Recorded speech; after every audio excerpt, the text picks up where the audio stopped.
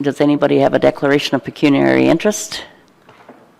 Seeing none, we'll go to the only action item, and it is about the exterior cladding replacement for Bruce Lee Haven and Gateway Haven, which we talked about before. And our director here will give us an update. So, Mike. Thank you, Madam Chair, and thank you for fitting me in on what I know is a very busy schedule today. Madam Chair, last week when we addressed this item, we talked about, we just looked at a picture of the renderings, which I've distributed to Council today, and we talked about the cost difference between engaging in the masonry cladding and the metal. At that time, there was a number of discussions about pricing, and I was asked to come back with that information and with a recommendation. The recommendation, Madam Chair, is that staff proceed with the development of a request for tender for the replacement of the exterior insulated finishing system, or finish system, EIFS, with an architectural metal cladding and repair of other envelope issues in the building. With regards to the pricing that was discussed last week but not given to Council formally in a written document, these are the estimated costs from contractors of the various replacement options that we have been exploring. There was a request last week as well to bring forth two estimates on EIFS replacement, given the fact that the $1 million cost was a point of interest. Those two estimates, as provided by the engineering firms of Edison and Burnside, are the first two estimates that you see for Bruce Lee Haven and Gateway Haven. The architectural cladding, as estimated by R.J. Burnside, is here present, as well as the masonry veneer.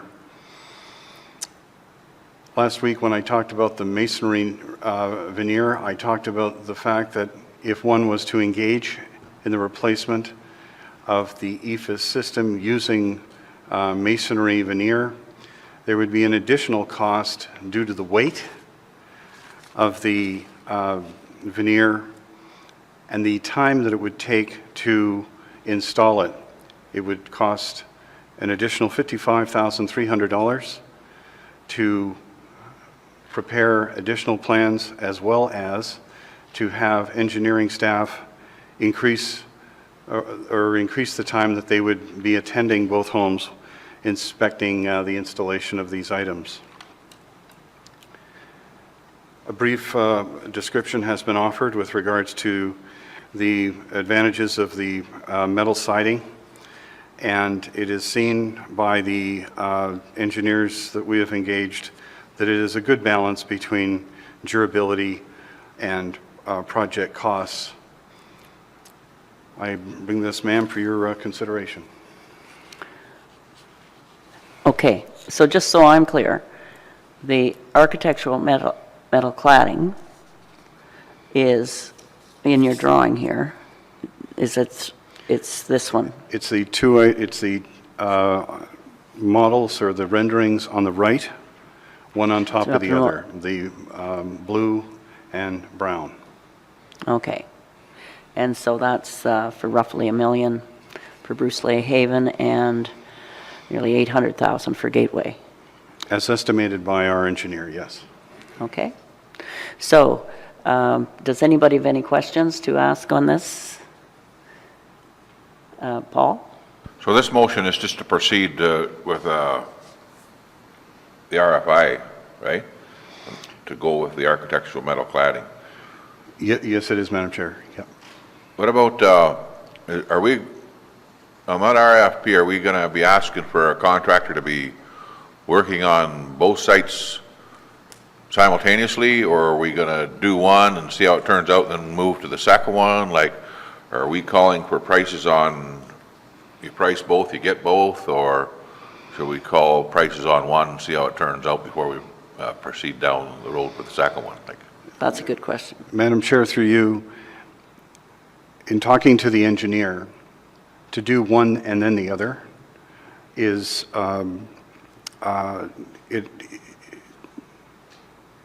there's an advantage to that in that one unit can move to another as opposed to employing two at the same time. So twice the workload as opposed to breaking it up. We're not entirely sure how much of this can be, we'll do one year, one the next. We do need to get a sense of what the actual cost will be and the engineer and the construction firm's availability. So to answer that question, Madam Chair, no decision has been made on what to ask in the RFT at this time. We've been advised that one home after the other would probably be the most effective. And does it have to be the same contractor? Can you just do one? We would be doing this. This RFT would be for both homes by an individual contractor. Okay. So no evaluation of, like hopefully it all goes smoothly, but if it didn't, then you'd have the same contractor doing the second home without an opportunity to change contractors. We have an engineering inspection part of our agreement with Burns. RJ Burnside, that they will be inspecting the installation of the process. If we find that they're in breach, whoever the contractor is in breach of the conditions and has done inappropriate work, there would be ways to deal with that through Okay. through the RFP failure to comply. All right. Are there any other questions?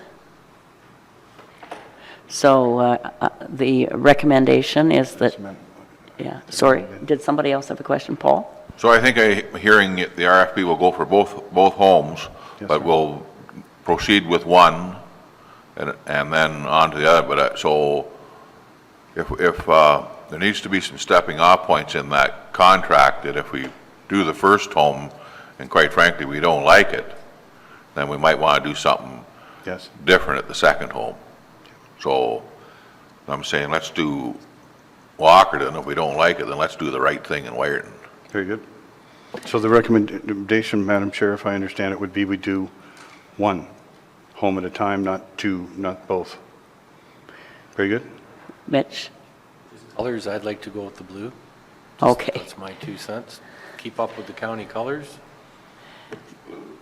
Yeah. S- How about county blue? So, so the recommendation is intended to say that there's, the request for tender will have enough off-ramps that if one is done next year and there are issues, we can switch contractors.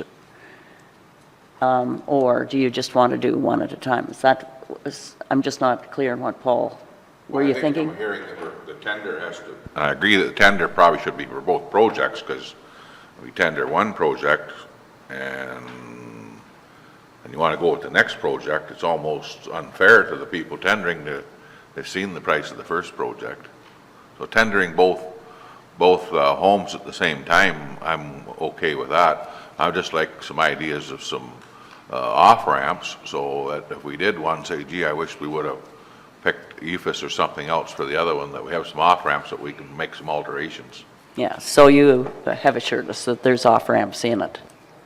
Okay, Understood. okay. Yes, If you go to tender and accept a tender, you start modifying that for something else, we're going to end up in court real fast.